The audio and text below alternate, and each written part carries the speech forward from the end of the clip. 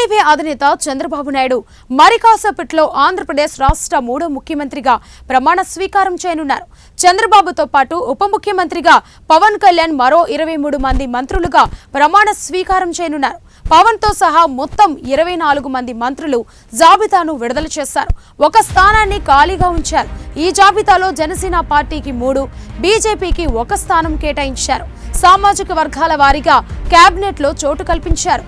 జనసేన నుంచి కేబినెట్ లో పవన్ కళ్యాణ్, నాదెండ్ల మనోహర్ తో పాటు కందుల దుర్గేష్ చోటు దక్కించుకున్నారు. బీజేపీ నుంచి సత్యకుమార్ ఒక్కరికే అవకాశం దక్కింది.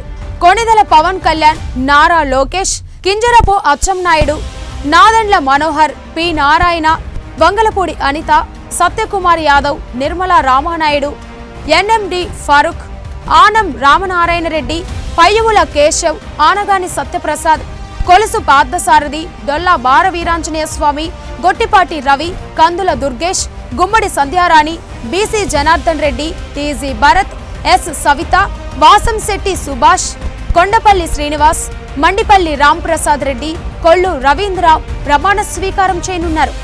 నారా చంద్రబాబు నాయుడు అను నేను మరికొన్ని గంటల్లో ఈ పదం ఏపీలో మారుమోగనుంది.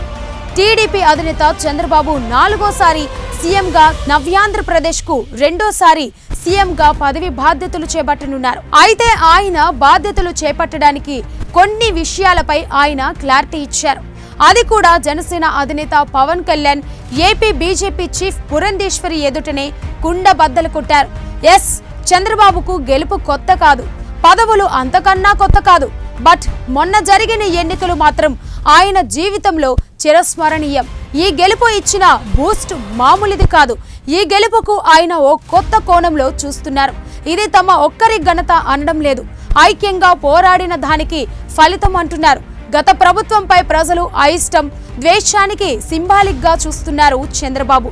అందుకే ఇన్నాళ్ళు ఒక లెక్క, ఇకపై మరో లెక్క అనేది ఆయన అభిమతం.